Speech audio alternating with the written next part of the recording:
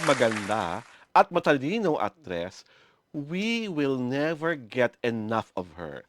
Ito po si Alwin Ignacio, the Diva That You Love. Kasama ko ang aking kaibigang Ultra Maldita. Hi, this is Alex Ito Brosas. po ang The Kitty Show, ang tayo na talagang showbiz edition.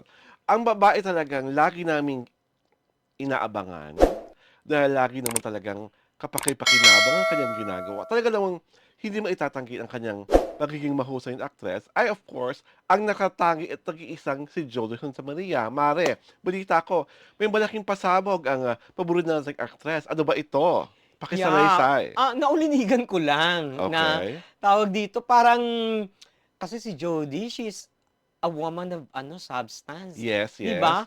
Talagang ang daming ginagawa, talagang Mhm. siya, 'di ba? Kakatapos lang niya ng pag-aaral ng Mm. ano ba 'yun? I forgot na. Parang psychology. Oo, hindi, oo, may parang may Oo. master Oo, oo. okay. Basta 'yun, tawag dito, intrapersonal something, gano'n. Mhm. Ah Kasi s she doesn't want to be idle, 'di ba? Mhm. Alam mo knowing Yes. Jodie, 'di Oo, ba? oo. 'Yun ang pinagkaiba niya sa mga artista, 'di ba? Mhm. Parang she's not resting on her laurels din, 'di ba? Yes, Hindi siya yes. She's always ngayon on the go. oo. At saka Always wanting to parang learn. parang learning is a continuous process Oo. sa kanya, sa kanyang Mm. buhay. Yun ang constant sa kanya, Yeah, oo. learning. Parang naulinigan ko, parang she is 'di ba, she is into YouTube na, 'di She's ba? into YouTube Oo, as she's well. Just in like the other sikat na artistas. oo.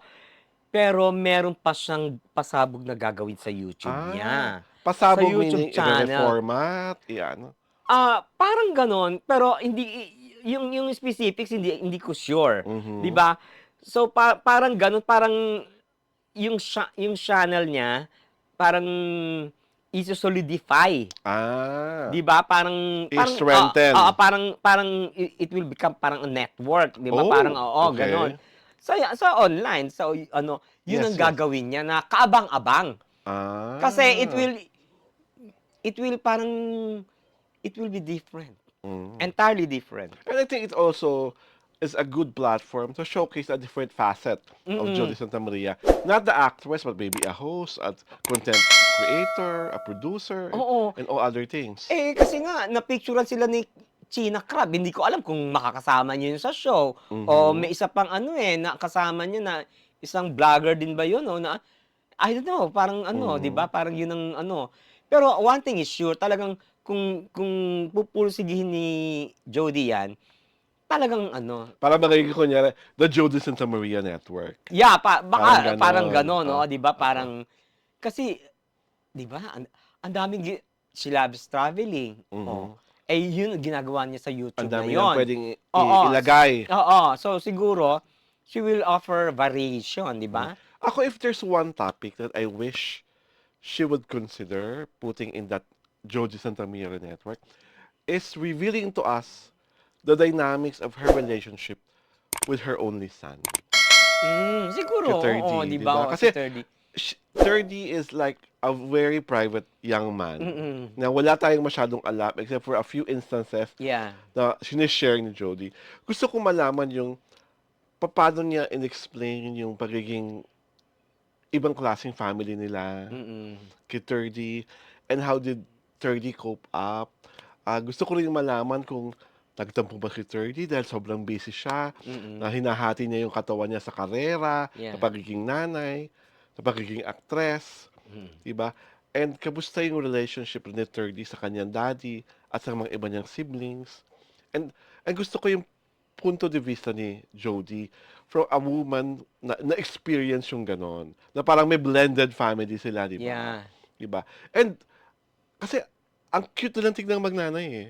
'Di ba? Oo, Nakakatuwa. parang magkapatid Oo. lang. Gusto ko kasi magandang makita ng mga audiences na may mga babaeng katulad ni Jody na kayang balansehin yung work-life balance. Yeah. 'Di ba? Kasi iba ba, iba pag work, work, work, work, may aspect ng buhay na napapabayaan. Ito si Jody, yes, she sacrificed yung parang supposedly that chance for romantic love with her former husband, pero hindi nagbago yung kalidad na pagiging magnanay ni 30, 'di ba? Oo, at saka, one thing nice about Jody is she is not afraid to try new things. Yes. 'Di ba? May thirst siya Mhm. na gawin ang isang bagay Oo. kahit na hindi niya alam, hindi niya forte, 'di ba? Yung Mm. mga gano'n. So, yun ang hinahangaan ko sa kanya. Mhm. Tsaka pangalawa, ano siya, tawag dito, she was not deterred by the Mhm. challenges that she faced in Yes. life. Yes. Oo. Kasi a lesser ano, a lesser person, 'di ba? Mm.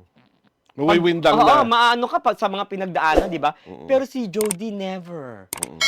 Hindi na she's unfazed by the challenges of life. Mhm. And speaking of life, ang gusto ko pa rin makita sa program, sa Jody Santa Maria Network, if we can call it that already, is bigyan niyo lang tayo ng kahit konting pasilip or patikim ng relasyon nila ni Raymart. 'Di ba? Kasi we really do not see them Ah, together. We don't know what do they do for fun. Ano yung favorite dish ni Raymart na niluluto ni Jody or vice versa? How do they handle fights or tampuhan kung meron? Kasi napaka-private ng relationship which is so uncommon in this day and age na most of the stars reveal anything and everything in social media.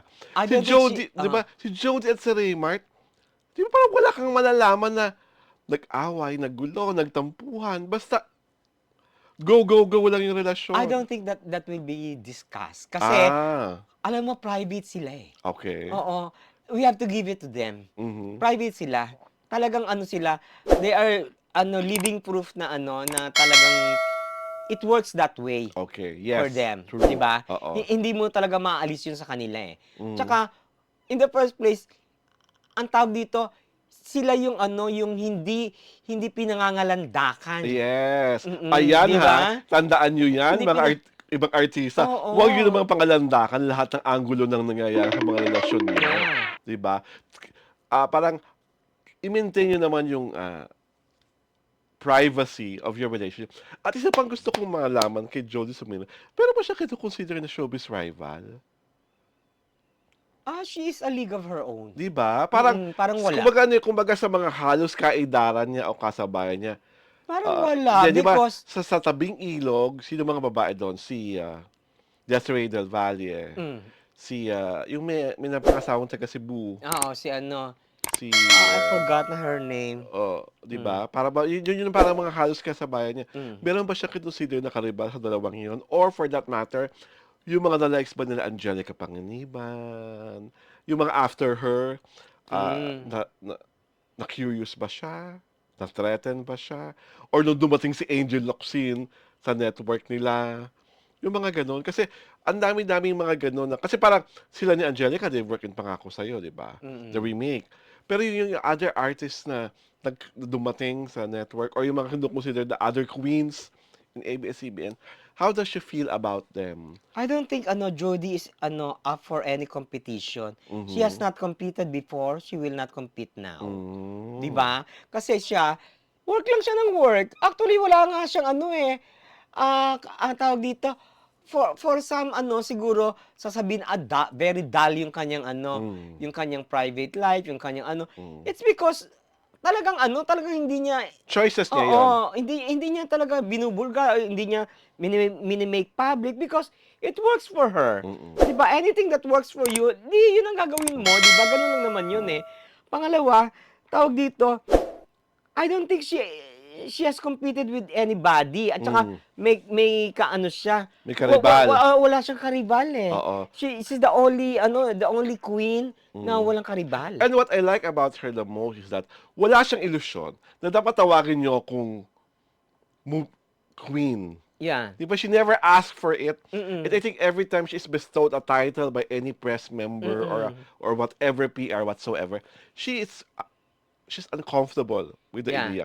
She is okay with being called as an Asia's winning actress because yes, she won an award. Pero yung queendom, parang hindi niya yung gusto eh. Oo, hindi Di siya ba? ano, kasi nga Tama ka doon sa she's a league of her own. Wala siyang oo, pakialam sa title. Mas gusto niya lang gumawa ng magandang trabaho and let the work speak for itself. yeah. And that's how she has threaded, 'di ba? Kaya dun siya mas lalong hinangaan na yung laurels at yung mga papuri sa body of work niya. Her More than her as a personality. Kasi her career trajectory is impeccable. Mhm. At her age, kita mo na pagsasabay niya, schooling, acting, business, Motherhood. motherhood, 'di ba? O, Mm. biruin mo 'yun, And a fine mapagsasabay-sabay. romance with Raymar Oo, Santiago. 'di ba? Ano 'yun, tawag dito, napagsasabay-sabay mo lahat 'yun. Oh, who can do that? Yes. Only she can do that. Only Jody Santa Maria is Mm. Jody Santa Maria. Ito po si Alvin Ignacio, The Diva That You Love. Kasama ko ang aking kumaring ultramaldita. Hi, this is Alex Ito po ang Brosas. The Kitty Show. Ang taray na talakayan showbiz edition.